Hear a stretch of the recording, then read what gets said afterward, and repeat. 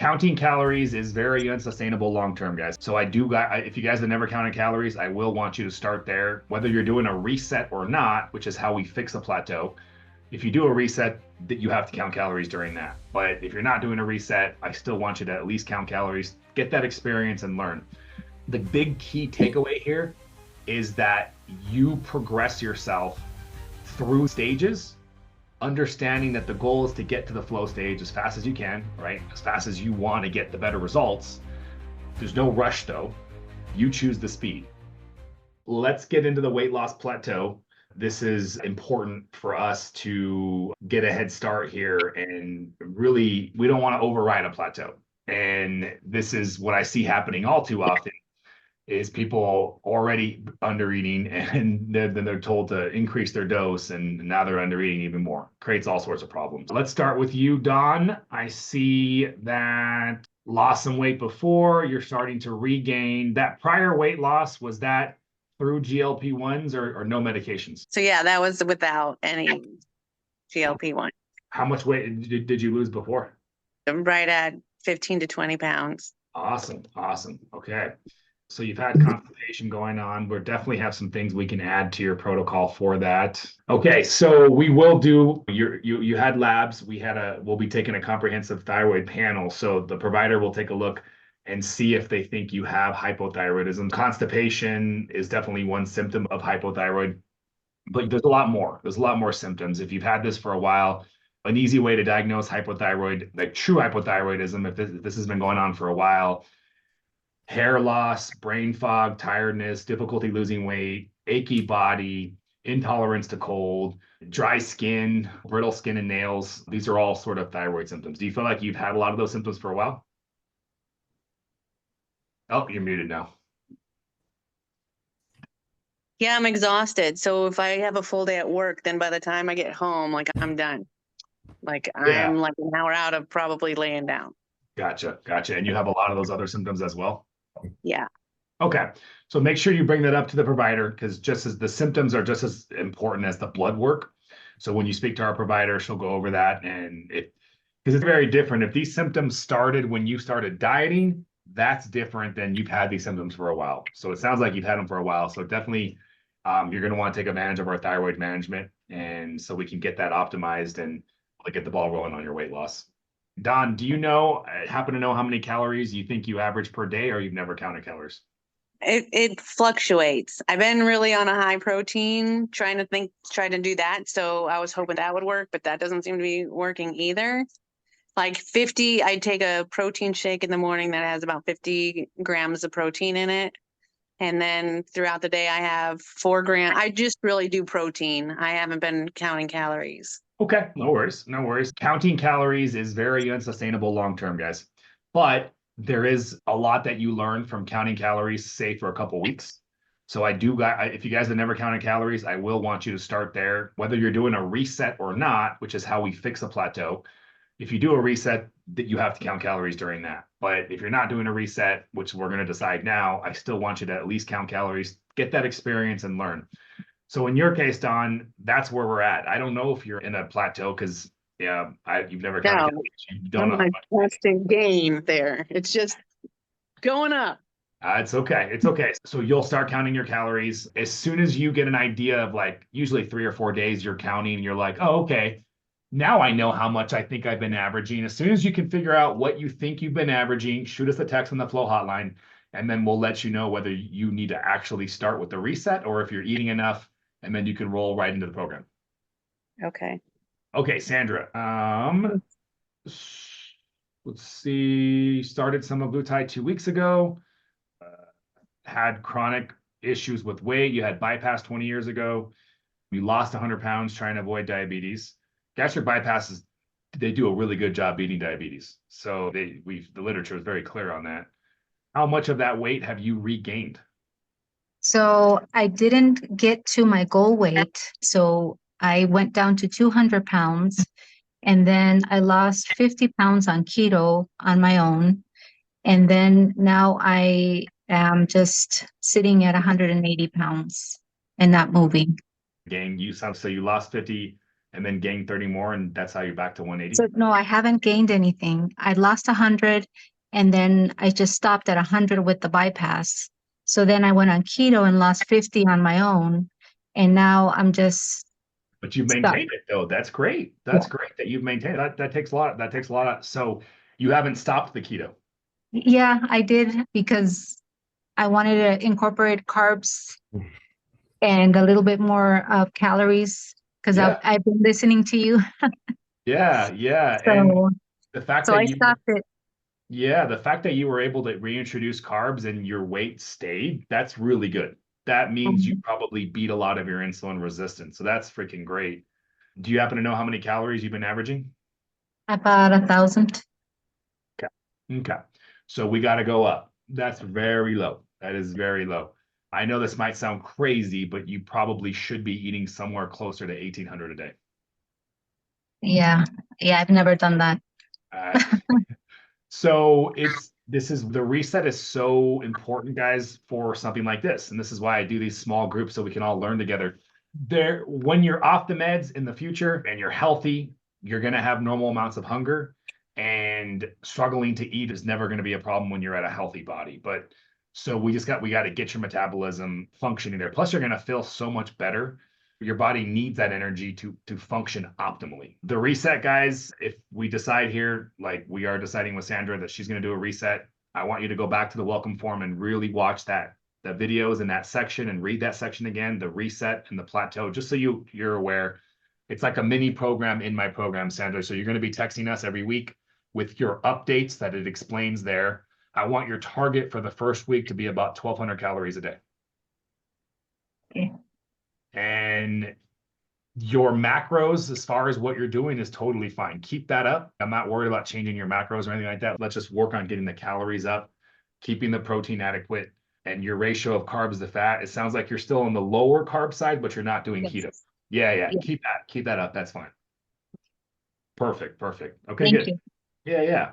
Veronica, so you are on tirzepatide. How long have you been on it? This will be my 15th week. Okay. You've only lost 12 pounds. And was that closer to the onset, like when you started, you lost that, and then you've been stalled since then? I've been stalled maybe for 3 weeks now.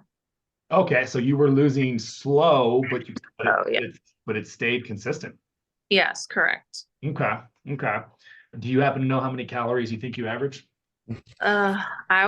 I think I was under eating, I believe. I think 1,200, just because like I was like Dawn, just trying to get my protein in, and like I couldn't really eat like a full meal. I was just tending to go for beef jerky or like protein chips, like little protein snacks. So I lowered my dose this last week because I felt like I wasn't eating enough. So I'm gonna see how I do. But you've never counted calories before. No. So let's do that same thing we talked about with we gotta do this for 4 weeks just so that we can learn. As soon as you figure out how many calories you think you're averaging, just let us know. It sounds like you already know you're under eating, so we know you're down. We know you need to do a reset. We just don't know where, right? So give us that starting point, and then we're gonna keep bumping you up week by week. We got Beatrice. Okay. You've been on some. How long have you been on semaglutide for? So I haven't done it for 2 weeks. I stopped because I didn't want to keep taking the shots without talking to you first. So I did 8 weeks. Basically, I was doing 10 units of 0.5, but I think my dosage it's like a compound. So I think it's supposed to be more than a regular dose. Yeah, usually 10 units is 0.25, but it really depends with the compounding pharmacy. So the units is just the volume, the concentration, the milligrams, that's the dose. Do you remember is it sema or tirzepatide you're talking about? Semaglutide. So it would be either 0.25 or 0.5. It's 0.5. Okay. That's like a moderate dose. So you did that for 8 weeks? So I did that for 4 weeks. I had started at 0.25, 5 units of 0.25 for 4 weeks, and then 0.5 for 10 units for 4 weeks.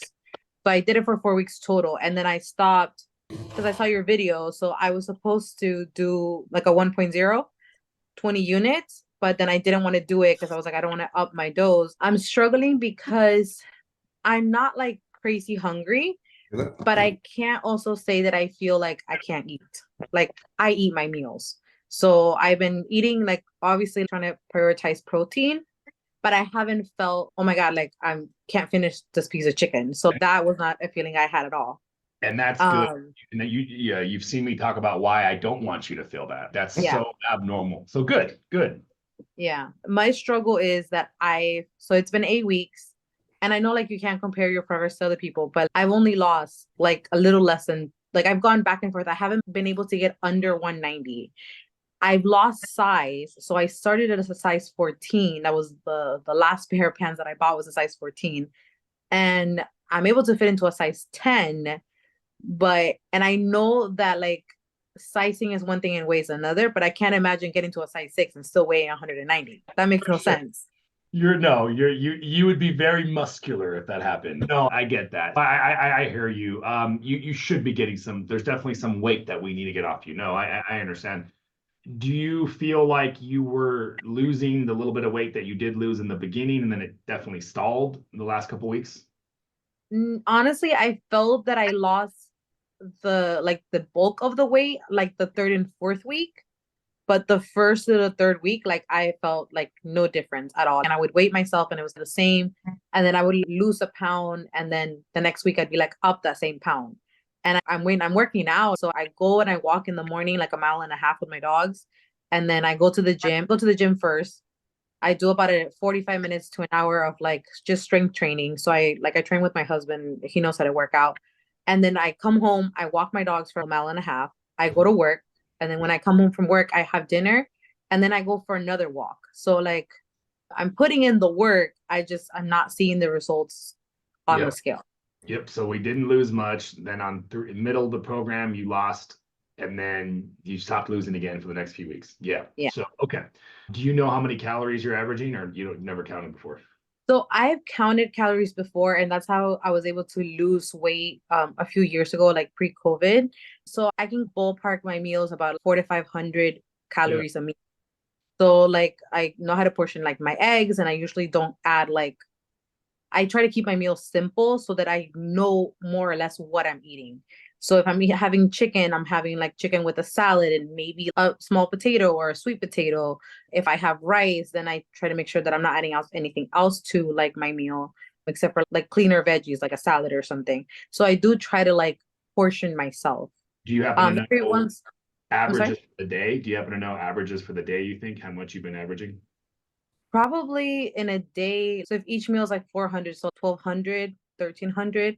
I will say some days it's a little bit more because if I have a juice versus like water, obviously I know like at that point, like I went a little over. But if I have like juice for lunch, I'll have like water for dinner. And so I do try to moderate what I eat. So if I eat rice for lunch, I don't eat rice for dinner. Yeah, no, that's great. That's great. So we're definitely under eating. So we're going to start you off with a reset as well.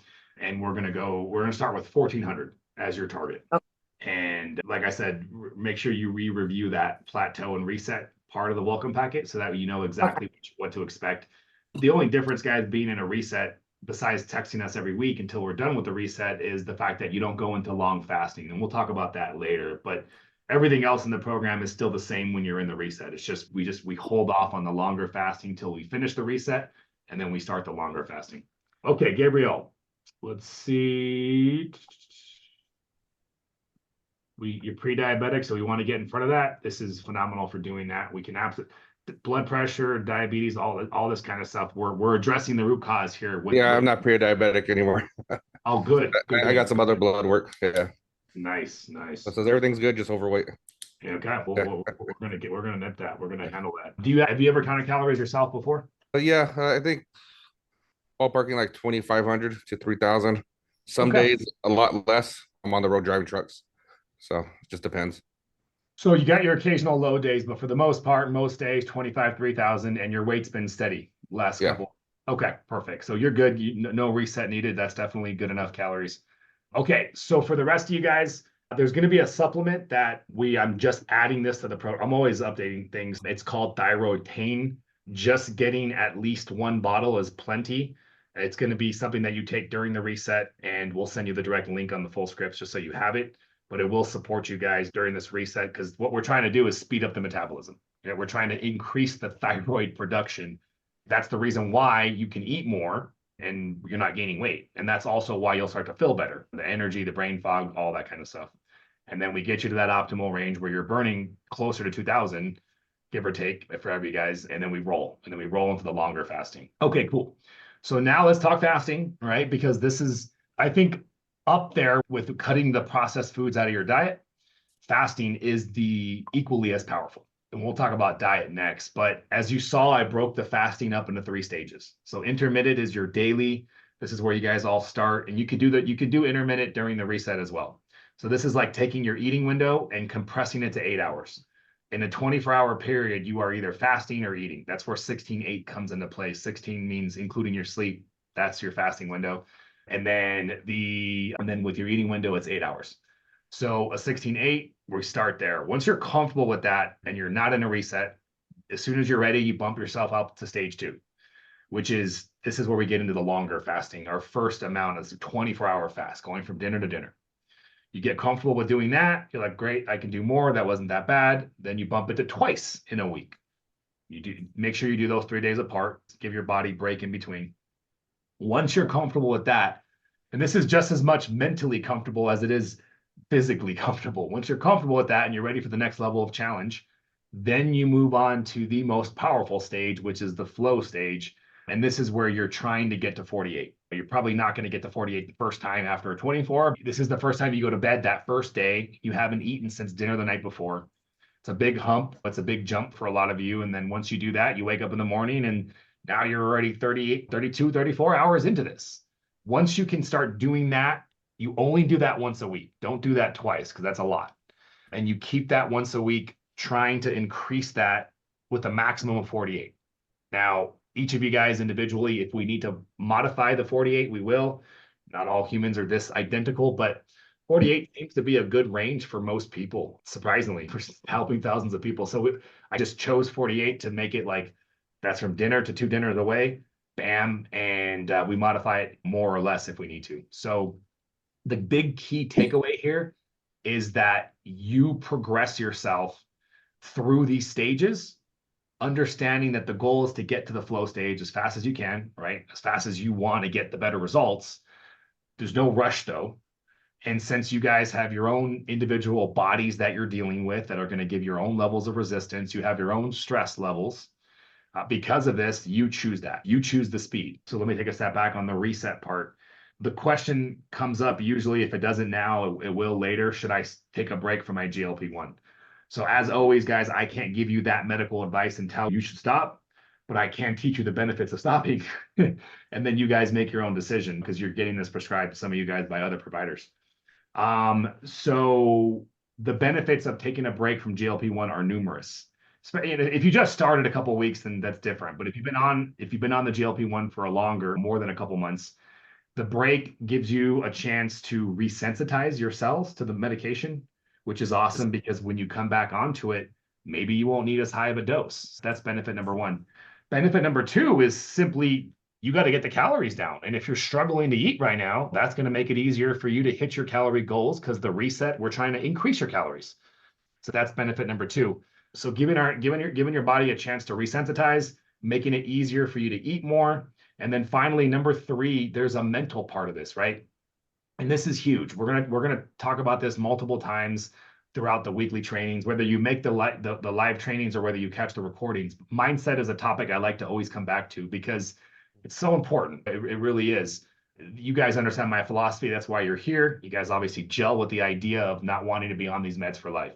One piece of that is the mindset of it. There's no universe for you guys where I can create where you don't have to possess the ability to be able to be hungry or have a craving and have self-control, right? Sounds easy, right? But if that was easy, this medication wouldn't exist. So I totally get that having cravings and food chatter that you can't control, that's what makes this a disease process. That's what creates this problem. That's why the med's here. But we are dampening that response. We are getting your body so that it doesn't hit you as hard. But mentally, especially when you get off the med, you have to be ready to tolerate some amount of normal hunger, normal food cravings. And so there's a mindset piece of that. So I just want to plant that seed now. This is why I think it was you, Beatrice, that was saying you didn't put yourself on a higher dose, which I think is a great idea, because when people come to me and they've been so suppressed that they haven't even felt hunger for months and they forgot what hunger felt like, that kind of works against you, because now that mental toughness weakens, because anything, mental toughness requires repetition, just like your muscles require repetition to stay strong. Just want to plant that seed for you guys now. So a ton to benefit. It's nice to feel hungry again, reminds you what real hunger feels like. It positions you back. Oh, wow, I'm on this crazy powerful drug. It creates this totally non-real artificial situation, but I know why I'm on it. And so it's nice to feel it again. And then you get back on the med. And truthfully, as I've been doing this for years now and seeing more and more, I used to be so much, let's get you off the drug as fast as possible. Now that more and more research comes out, even this stuff about blindness, we could talk about that in a second. That's really, unless you have a history of diabetic retinopathy, I wouldn't worry about that. But overall, we're seeing continual amazing things about this med. So I'm a lot more relaxed about, like, we have to rush to get off of it. I still want you guys to get off of it. I still want you guys to be dependent upon not having to use it. But what's starting to happen now is I'm more comfortable with this relationship in the future where it's like an intermittent type relationship. We don't have to rush to get off of it. Maybe we hit your weight loss goal, and maybe for 6 months to a year, you say, I'm going to use it intermittently. And then we just feel really good about an entire year where you're stable, your health is better, and you used it half as much. That's just one example for an individual. And then year 2, we use it even less, right? And so that is a whole nother conversation we'll have with you when we get you there. But just positioning you now for an understanding of, it's not as bad as I had originally thought, but I still would love to get you guys there as fast as you want to get yourself there too. Because if you want to get there as fast as possible, I'll get you there as fast as you want to get. But you guys have a lot of say in this. This is me working with you. This is just as much a journey for you and me together, learning about your body. How is it going to react to all this? So food, guys, is we want to reduce our consumption of processed foods. Now, the fasting's controversial. Nobody's arguing about nutrition. Even the freaking Western doctors understand finally processed food's bad. Like, they got everything else wrong, but at least they understand as well, the medical doctors, that, yeah, processed foods aren't ideal. So we got to cut that. You know, I would say that as you saw, as you read, 90-10, 90% of your food, let's make it clean during this program. I think getting you to the point where we get you to your goal, you're insulin sensitive again, and we can get you to something more sustainable, 80-20. 80-20, 75 was not 90% clean. Just get past it, get back on it next week, and get back on that horse and keep going. Don't overstress it, don't overthink it. But we do want to make it a goal to keep 90% of our food per week anti-processed. And so that's why I talk about Paleo-Mediterranean as great representations of that. There's probably plenty of foreign food that falls outside those 2 categories that would still be good, as long as it's not processed. That limits you to fruits, vegetables, meats, nuts. And the fruits, that's a whole nother conversation. If you're eating freaking bowls of watermelon and bananas and grapes, yeah, probably not good for us right now, although there's certainly worse things. I know none of us are doing that. That's why I'm okay with fruit. Ideally, berries are your best fruit. There are fruits that are better for you, and there are fruits that are worse. You can easily Google a list of which fruits are better, but truthfully, berries are the best to be sticking with. Ton of nutrients, very low sugar.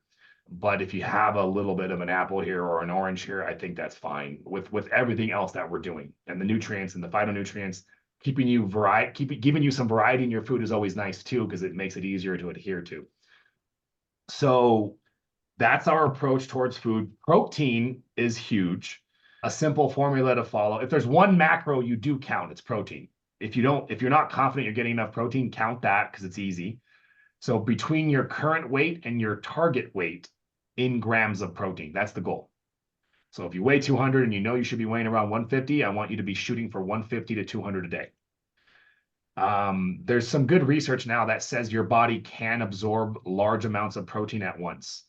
So the takeaway is, ideally, perfect structure would be every single meal, you're getting a good 30 to 50 grams of protein. Spread it out. That would still be the ideal. But if it's the last meal of the day and you're like, oh shit, I haven't had protein all day, get a protein shake with your meal. since you're probably not going to be able to eat 150 grams of some sort of meat. That's going to be challenging for anybody. So protein supplements are totally okay. And in fact, advisable if that's what it takes to hit your protein requirements. Sorry, can you repeat that of how much protein we should be eating? Yeah. So you look at your current body weight and then you look at your target weight. So if you weigh 200, you should weigh 150. Then your goal should be to consume between 150 and 200 grams of protein per day. And perfect world situation would be you're spreading that out over your 3 meals. Because when you're doing an 8-hour window, the most you're going to eat is 3 meals for most people, right? 2 to 3 meals is perfect. The 1 meal a day, in theory, would be great. It would be phenomenal. But the problem with 1 meal a day is most people end up under eating their protein and their calories. So unless you're counting your calories, if you were counting your calories and protein, then OMAD would be phenomenal. You wouldn't even probably have to do the long fasting that I recommend, the 48. But the whole point is to make it easy, and counting calories is a pain in the ass. That's why I always say to follow the flow, and that way we can get away with guessing and estimating. And then there's a section on the Welcome to form where it talks about breaking the long fast. So make sure you're aware. The gist of it is after a long 48-hour fast, you take it easy, bone broth, soups, easy to digest foods, and you increase the complexity and the size. And then it takes about a full 24 hours. It really does to get your digestive system back to normal after a full 48-hour, especially for the first couple of months when your body's just the first time you've ever done something like this fast to this extent. The only time excessively high intakes of protein would be an actual concern potentially would be if you had some actual known kidney disease or kidney issues. And that would be a really high protein diet. So, okay. So supplements, you guys saw on the Welcome to form, there's a ton of supplements. I did break it down into categories. So the only ones I'm saying are mandatory is not that much, actually. This is the bare bones minimum of what every human needs for just optimal health. As you saw, the magnesium, the vitamin D, the essential fatty acids, the multivitamin, the B complex, that's standard. You can replace the multi with a greens if you want. Greens is a little pricier, but those greens products are really good. So one or the other is totally fine. Outside of those core 4, then there's the electrolytes, which are mandatory if you're doing the long fasting, right? So once you get to that stage, adding the scoop of the sugar-free electrolytes with an extra quarter teaspoon of salt per day is very important so that you don't get deficient in electrolytes, because you're going to lose your electrolytes and you're not eating food. So that's very important.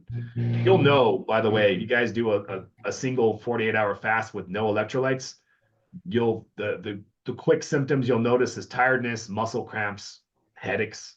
So don't do that. Make sure you get your electrolytes in. Outside of that, the rest of the supplements are pretty much situational, right? The big ones are fiber. We know now for a healthy gut microbiome, you want diversity in the gut microbiome. Favorite fiber supplement is there. If you're not getting 20 to 25 different fruits and vegetables, I don't know who does that. That's really, you got to put a lot of effort to get 20 to 30 different fruits and vegetables. So that live fiber from Unicity is awesome because it's got 18 different fibers in it. So you can do that in your eating windows, and that'll help supplement. And so we got the live fiber. If you have gut issues, there's a whole gut healing protocol. And that's important too, because we're going to some of you are just starting the GLP-1. You probably heard side effects are nausea, indigestion, bloating. So if you start getting any of those types of symptoms, digestive enzymes are great. The gut healing supplements are great if you start getting those symptoms. If you're already having those symptoms prior to this, then definitely do the gut healing stuff, because you want to minimize, you don't want those to get worse when you start the GLP-1. I just have, I'm curious. I'm actually struggling with being able to eat enough. Like my appetite is so suppressed. And so I've done 18/6 intermittent fasting for like close to a year, I would say. So that's pretty common for me. And I'm able to do the 24-hour one pretty easily too. But my question is, on days where you're not doing a long fast, should you still be doing intermittent, or should, you know what I'm saying? Like today I made myself eat eggs for breakfast because I'm like, I just haven't been getting enough calories. So I'm like, I have to do it. So great question. So one of the thing that I'll also say multiple times today. So I like to be very dynamic with my coaching calls, just so you guys know, but I have a list of, okay, make sure you cover all these things. One of the important rules, and I mentioned it earlier, when you are at the point where you are fasting for 48 hours a week, you have to make sure that you get enough calories on the other 5 days, because 48 is such an aggressive caloric deficit on a weekly basis that if you then turn around and undereat on the other 5 days, yeah, the weight's going to fly off really fast, but you're asking for a plateau. You're asking for that metabolic downregulation. That's the caveat to the FLOA protocol. Is the way the genius of it works is, instead of thinking fat loss on a daily basis in terms of energy in versus energy out, you're thinking weekly. All my fat loss for the week is going to be in that single fast. And then the other 5 days, you actually want to, like, technically not lose any fat. You want to send a signal to your body, I am not starving. Energy is plentiful, eat. And so I would rather you overeat a couple hundred calories, and I'm okay with that. Don't undereat a couple hundred calories. Does that make sense? And this is why I called my book Fast, Feast, and Flourish, because I'm convinced that optimal health and the reason why our body has this whole system, the reservoir of fuel, is because this is how we're supposed to be living. We're supposed to be having some sort of balance between fasting and occasional feasts. I actually think that's good for our body. It's not good when you're feasting on a bunch of horribly highly processed food. There's no, but unfortunately, I think it's impossible to fully avoid that. But you guys get my drift like that. So we're just trying to bring our bodies back into this, use the systems that it was literally born with, because I do think optimal health, I think that stressor of going back and forth with your body is not only easier for lasting weight loss, but I actually think it's optimal for health too as well, because now you're challenging your body. And to quote Dr. David Sinclair, the human body really, and I am so in agreement with this, the human body is a coping mechanism, and it does well when you give it various stressors that are controlled, right? Because too much stress is problematic, but giving it that the stress that it can tolerate and allowing the body to adapt and cope literally alters your genome in a positive way. So very powerful. Yeah. So there you go.